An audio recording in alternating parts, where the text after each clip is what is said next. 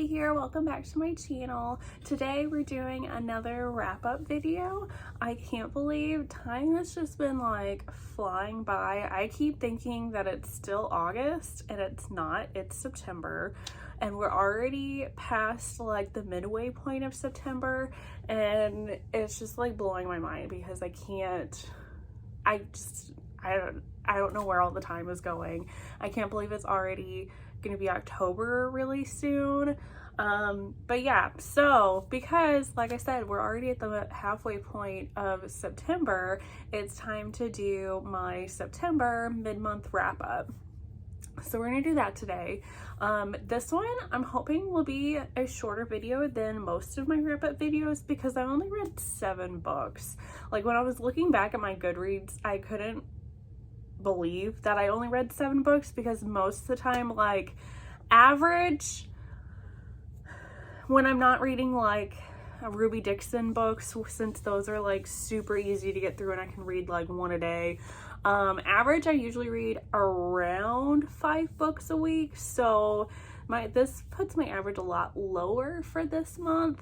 I think part of it was, and you'll kind of see coming up, one of the books that I read was like over 600 pages and I got kind of bored like halfway through it and just kind of was like dragging my feet trying to finish it, and I didn't really feel like reading or trying to read other books while I was reading this one. So, and then I've been watching a lot of like YouTube videos too, so that also doesn't help my reading numbers for this month. But anyway, we're gonna get right into it. The first book that I read in September is going to be Follow by Tessa Bailey. I listened to this on audiobook. I'm a pretty big fan of Tessa Bailey's works. I think I've only read like 1 book that I gave like 3 stars, and that's like the lowest that I've ever rated any of her books. Most of the time her books get around 4 stars or higher. Like I said, I'm a pretty big fan of her. Anyway, so this one is about our heroine and her brother. It's just her and her brother. I think both of her parents have passed away. Her brother is in trouble with the like mafia, what have you, in New York, and she's currently in LA. So she decides that she's going to try to help get him out of the situation that he's in. So she goes to New York and she meets with like the boss of the mob, and he like makes a deal with her saying, I will let your brother go if you can bring my son back. So his son is like a big businessman kind of person, but he has decided to take like an extended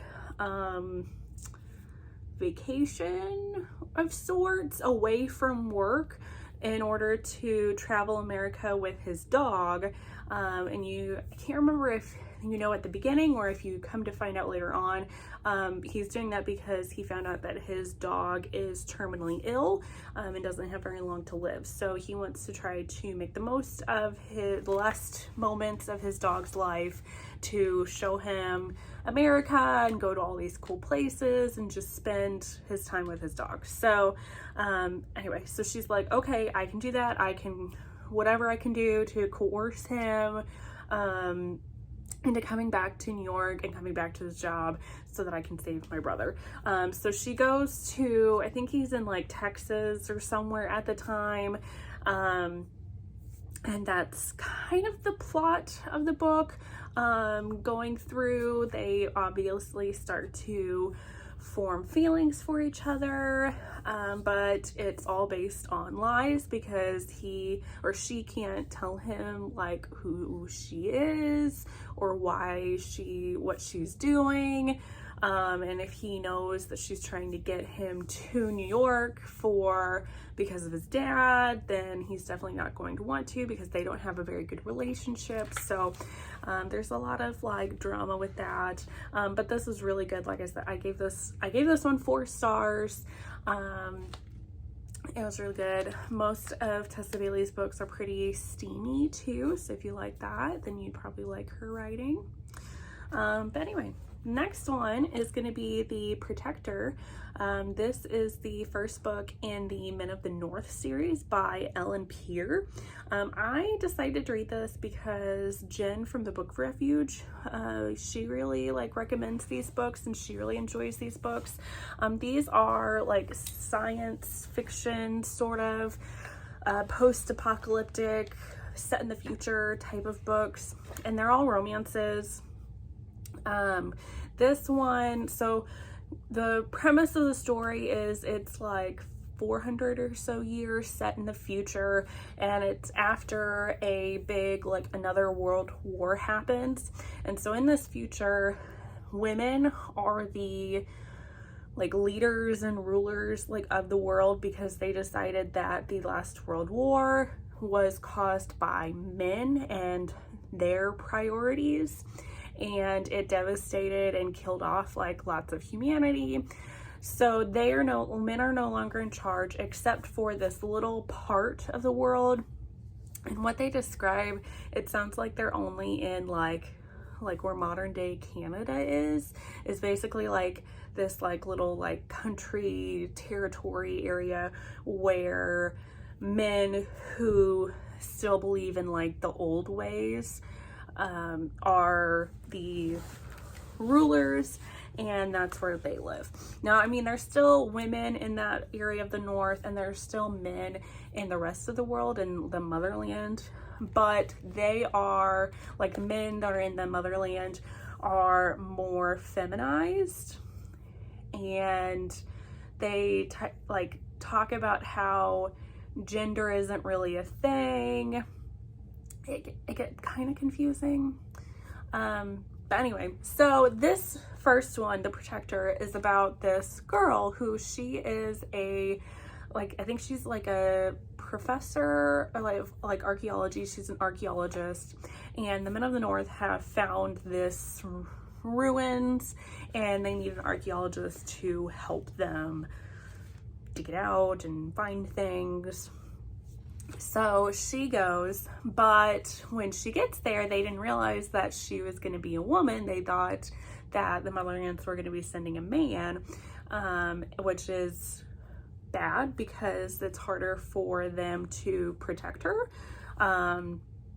because there are not as many women in the North compared to men, and they don't know if some men might go crazy over that and try to hurt her or try to rape her or whatever.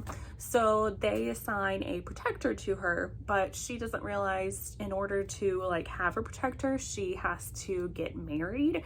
So that ends up happening, and she's pretty upset about it. But so it's about her relationship with the guy that she ends up being her protector, and she ends up getting married to. I did give this 4 stars.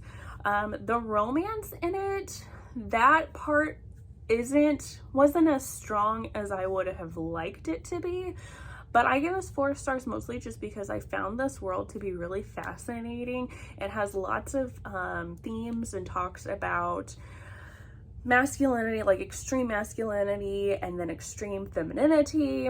A lot of books and things nowadays talk about how toxic masculinity is so bad, but this also kind of shows how there can be such a thing as toxic femininity and how that's not always good too. So I do kind of like the clash of these two societies and how they butt heads.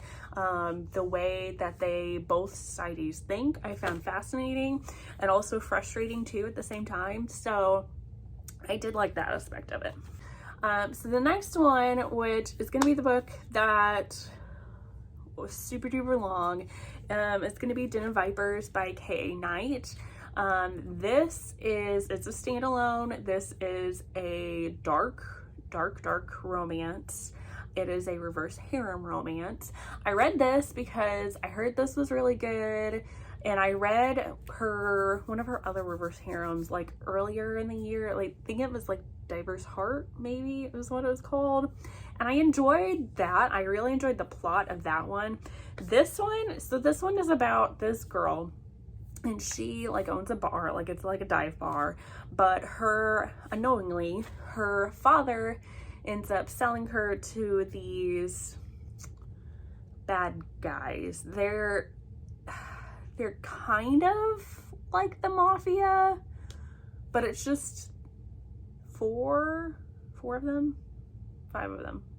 I can't remember how many there are. It's just them and their like organization. They don't like associate with like actual like mob entities like the Italians or like the Irish, that kind of thing. They're almost like the mob, but they're not. So they're just like criminal people. I don't, it's hard to describe like what they are exactly.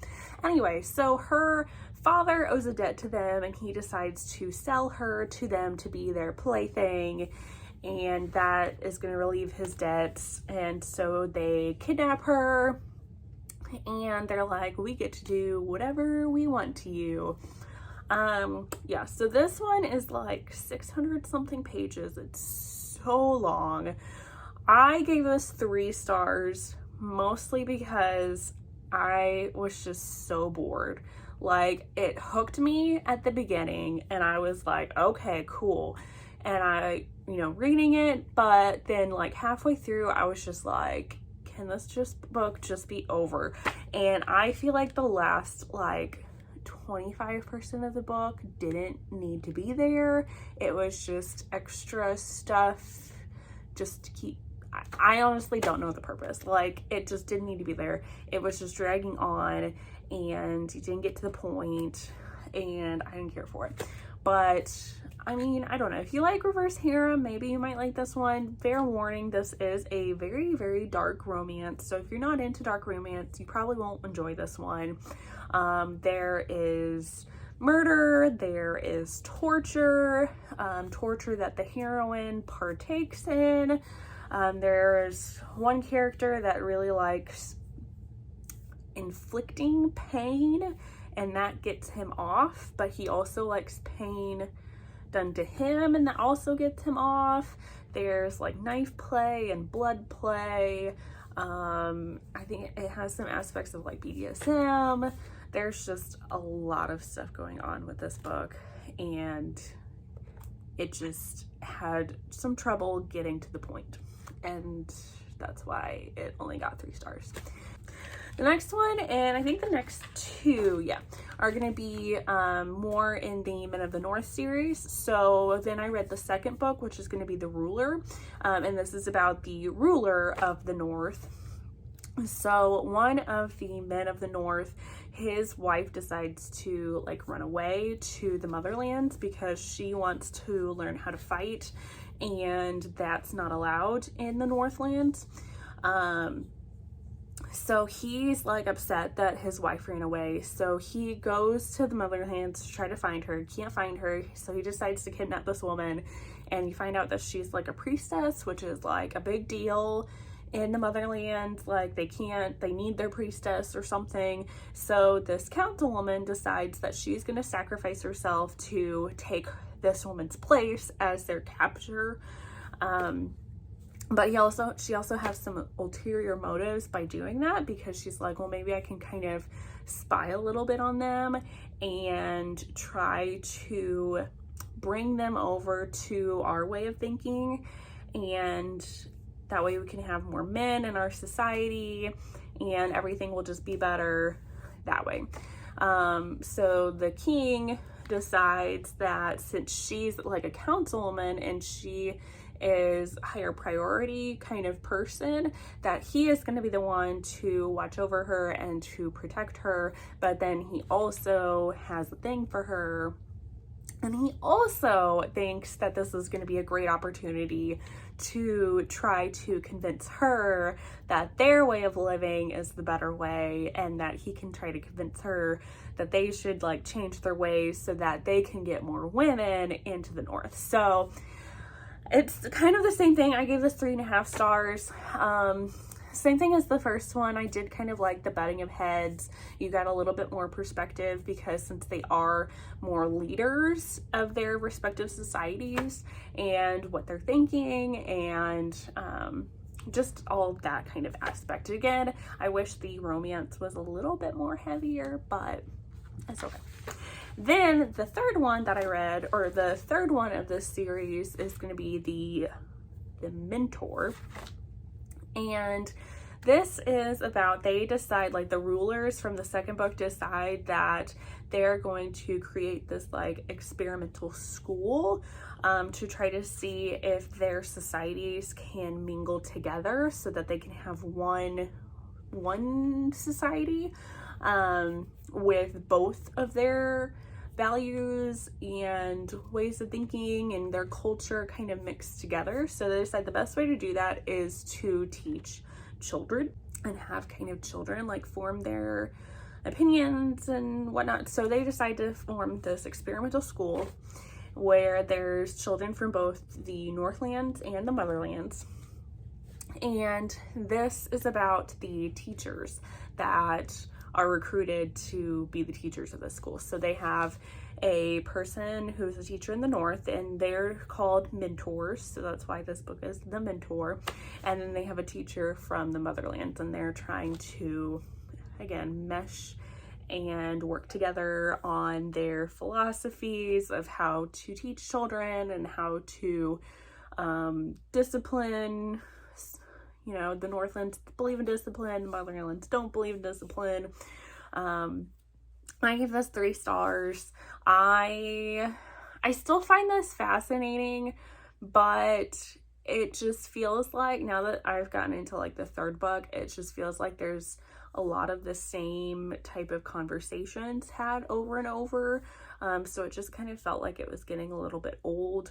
I am still curious about some of the other characters, like for the future books, but I just think I kind of stopped at that, and I might just kind of leave this series how it is for now and maybe revisit it later.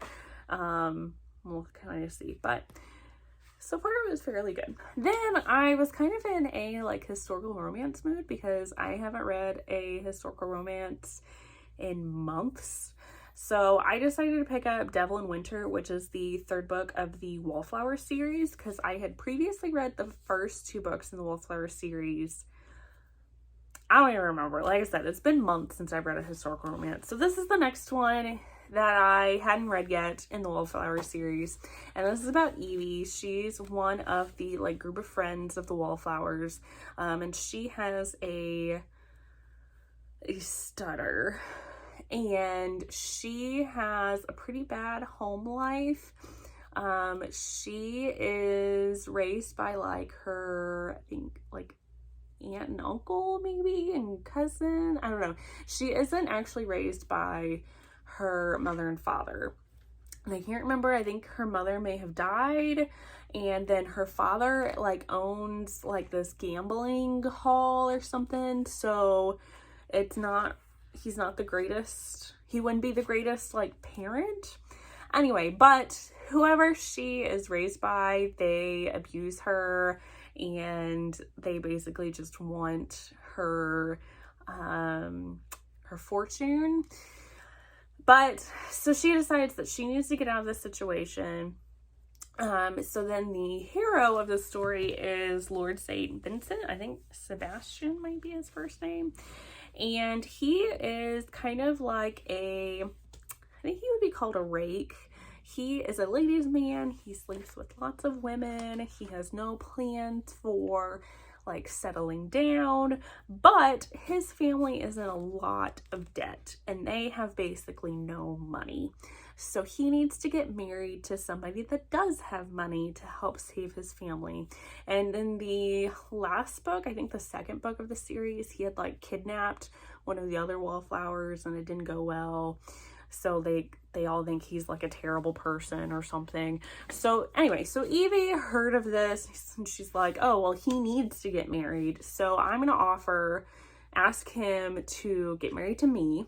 so that I can have his protection from my family, but then also he can have my money, and it's a win-win situation. So this is a marriage of convenience kind of trope. This I've heard has been like some people's like all-time favorite Lisa Kleypas book, and this is like everybody's favorite hero, some people's very like favorite heroine. There was a lot of hype with this book. I did not think it lived up to the hype necessarily, but as I have just recently read the last book of the Wallflower series, which stay tuned for my end of the month wrap up when I talk about that one. But anyway, this one is my favorite book of the series. I just don't think it's like the end all be all best Lisa Kleypas book, because I have read one that I would think is better, and there's so many Lisa Kleypas books, so I feel like I need to read more to kind of see what my like absolute favorites are. Anyway, that was a long rant about that one, but it is a really good book. It is nice to kind of see him start to, you know, he feels like he can't love anybody. He doesn't really want to feel love for anybody. He just is kind of stuck in his ways. So it was interesting to see him actually start to have feelings for this woman and care about her. And I thought that was really cute. And the heroine was very sweet. It sucks like her home life was terrible and what was done to her. So I did find this really cute. Like I said, it was a 4-star book. And then the last one that I read for the first half of September is going to be Duke I'd Like to F... and this is a short story anthology book written by, it's got like 5 short stories in it by different various authors, and this is also historical romance. All the stories are historical romance, and all of them are they're about these women who have designed and fancy these dukes and would like to sleep with them and maybe other things. So I'm not going to talk about all of the stories in here. You can kind of look for yourself to see what all of them are about. I gave this 4 stars. For the most part, I really enjoyed all of the stories, which is pretty rare for anthologies. A lot of times I don't know how to rate anthologies because usually there's more than 5 stories in anthologies. And a lot of times when I read anthologies, I only like maybe like 1 or 2 stories out of like 15 or 20. A lot of times I just don't really care for them, but for the most part I really liked all of these. All of these authors are really good writers, because that's another thing with anthologies. I usually find a ton of like newer authors and I just have problems with their story or their character development, which granted there's not going to be a ton in a short story, but I still expected there to be some, or even just like typos, or just their writing isn't that great. Whereas this one, all of the writing is solid. It was so good. Anyway, so a couple of my favorites. One is going to be Sierra Simone, which shouldn't be a surprise. Sierra Simone is like my all-time favorite author, and her story is it's an age gap story, and it's about this girl who's supposed to get married to this guy, but then when she meets him, she does not like him and he doesn't want to get married to her, and she actually starts to form a crush on his uncle, who is the Duke, the Duke doesn't have any heirs, so when they get married, he's going to pass on his like title and everything to his nephew. So that one was really good, super steamy. And then the other one that I really enjoyed was Joanna Shoop's story, which is another age gap story, but it's also a dad's best friend. And it's about this girl who is like a wallflower, and her parents want her to get married, but she doesn't because she's been in love with her dad's best friend since like forever. And she decides that she's gonna try to seduce him, and see how that goes. It was very good. And now I just like, I want to read. I don't think I've ever read any Joanna Shupe books before, or like stories. And I really want to read a lot of Joanna Shupe now, just because that short story was like so good. It was one of my favorites. So there might be some Joanna Shupe in the next wrap up. So stay tuned for that. We'll see. But anyway, so those are all 7 of the books that I read in the first half of September. Let me know down below what books you've read so far in September. Have you read any of these books? What are your opinions on them? Let me know. If you like this video, make sure you hit the thumbs up button. Subscribe if you want to see more videos from me. And I look forward to seeing you all in the next one. Bye, guys.